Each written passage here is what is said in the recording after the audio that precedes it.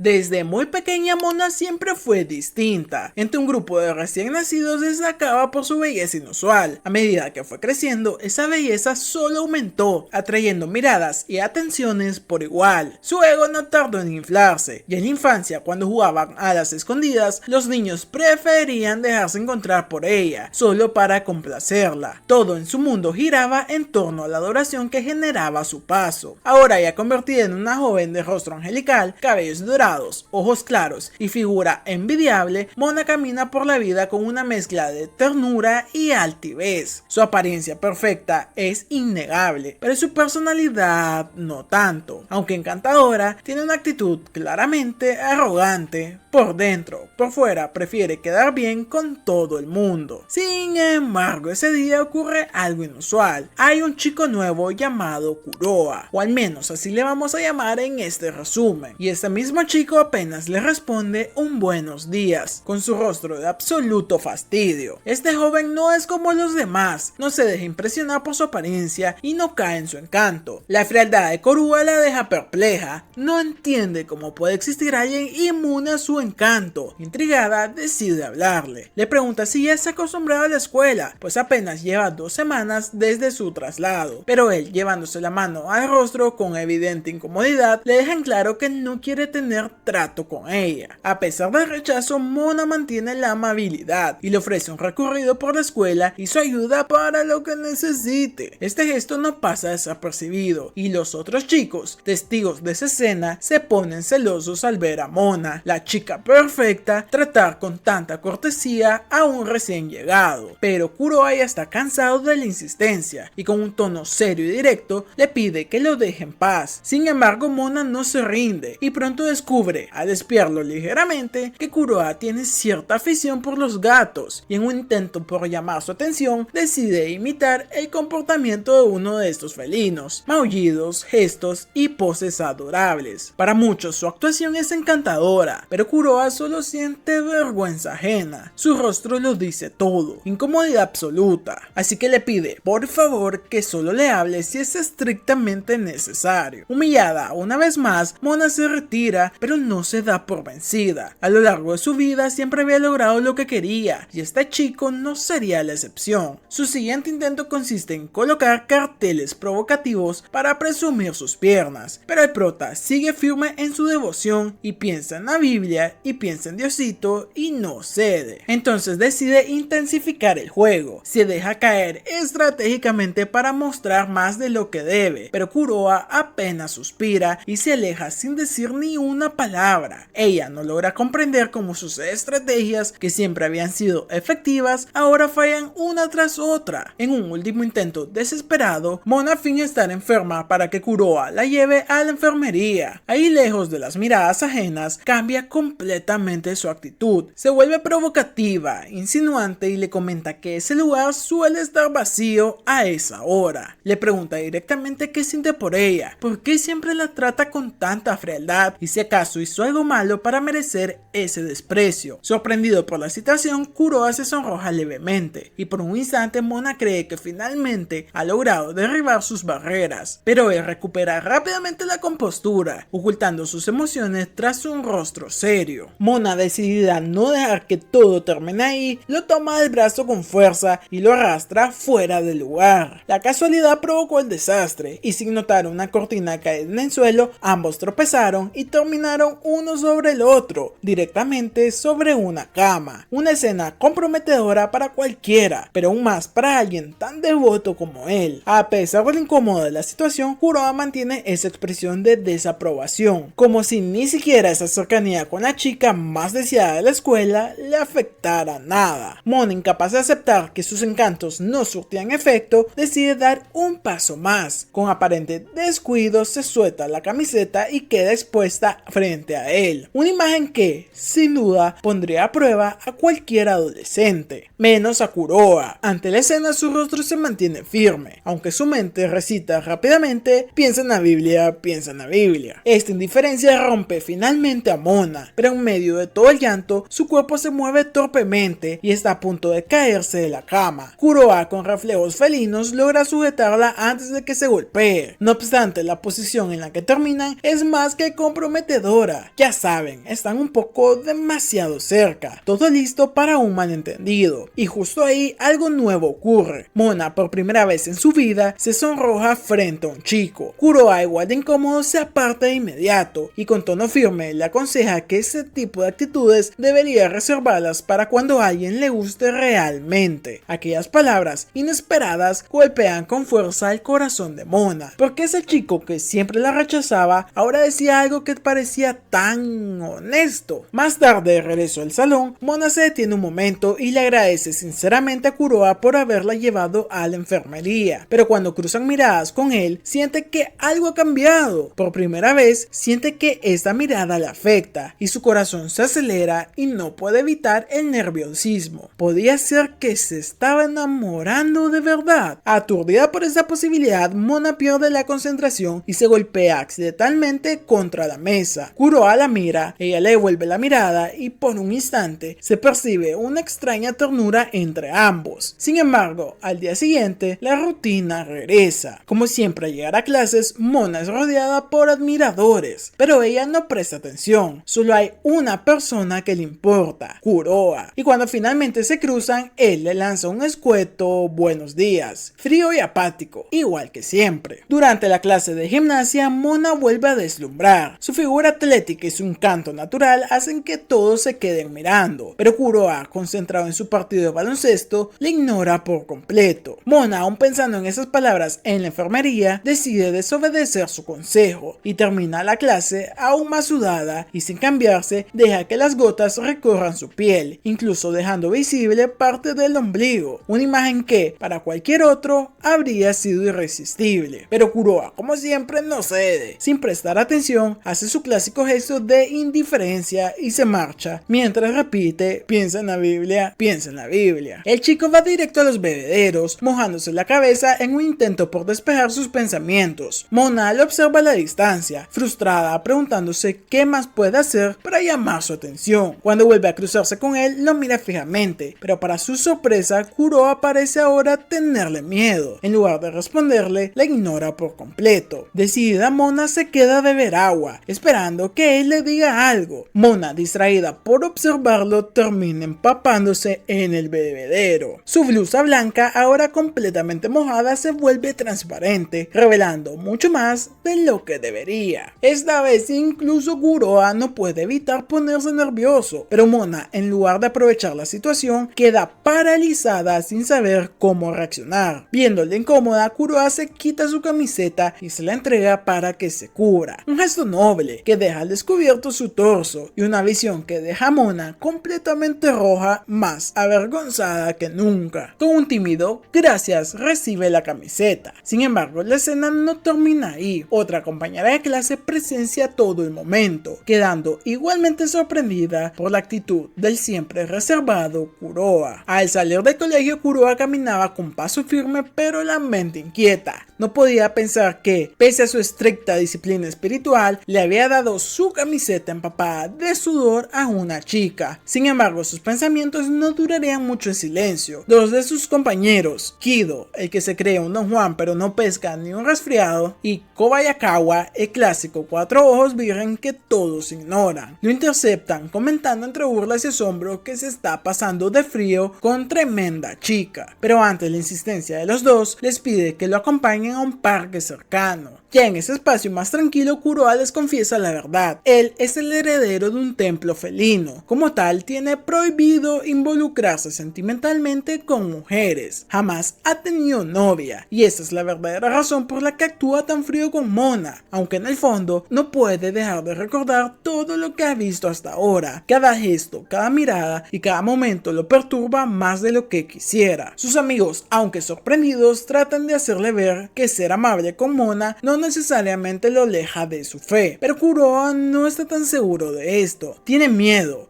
a terminar enamorándose. Por eso insiste en concentrarse en sus deberes como monje. Cada vez que un pensamiento impuro aparece, lo combate con oración, visualizando su misión espiritual. Esa fue de hecho su motivación principal al cambiarse a una escuela mixta: purificar su mente enfrentando directamente a la tentación. Al día siguiente, Mona se le acerca para devolverle la camiseta. Le comenta que ya la lavó, pero lo hace con una voz suave, cargada de intenciones ocultas. Kuroa se sonroja discretamente, más aún cuando ella se le acerca al oído y le susurra si acaso quería que oliera a ella. La pregunta lo descoloca. Mona, aunque emocionada por su reacción, también muestra una pizca de vergüenza. Más tarde la escena de siempre se repite. Mona acapara todas las miradas al caminar por el pasillo, todas menos una, la de Kuroa. Durante la clase de arte, Mona se ofrece como modelo para el ejercicio de dibujo, y aunque lo hace frente a todos, su objetivo es claro: provocar a Kuroa. Para llamar su atención, le dice con un tono seductor que está dispuesta a posar como él desee, con la única condición de no hacerlo completamente como Dios la trajo al mundo. Pero el chico mantiene su actitud de siempre, respondiendo con frialdad que no necesita nada en especial. Mona, sin rendirse, comienza a buscar en su celular algunas poses sugerentes que podrían gustarle. Al repasar fotos, recuerda el momento reciente en el bebedero cuando Kuroa no dejó de mirarla. Entonces se le ocurre algo. Se recoge lentamente el cabello, dejando expuesta su oreja con sutileza. Una pose sencilla pero efectiva. Y por primera vez, Kuroa se sonroja frente a todos. Mona lo nota y cree haberlo atrapado. Cierra su mente, entierra el pensamiento impuro y continúa con su mantra: resistir. Más tarde, Mona nota que otra chica la observa detenidamente. Al principio no le da importancia, hasta que también se da cuenta de que Kuroa la está mirando, pero esta vez no había hecho nada provocativo. Aún así, él la observa con un nivel de detalle que la desconcierta, deteniéndose en su cuello, sin ningún tipo de intención evidente. Mona, confundida, empieza a sentir calor extraño en el pecho. Su imaginación se desborda, visualizando pensamientos que la abruman. Por primera vez, no fue ella quien forzó la mirada, fue él quien la buscó. Incómoda en ese sentimiento nuevo, huye del salón y se refugia en el baño. Ahí reflexiona: siempre fue ella quien buscó ser vista, quien quiso conquistar, pero esta vez esa mirada la desarmó, le hizo sentir nerviosa, vulnerable, como si en un giro inesperado fuera ella quien estaba cayendo. Más tarde, después de clase, Mona se dirige a la biblioteca. Allí, por pura casualidad, se topa con Kuroa. Ambos toman el mismo libro al mismo tiempo. Justo cuando Mona iba a proponer leerlos juntos,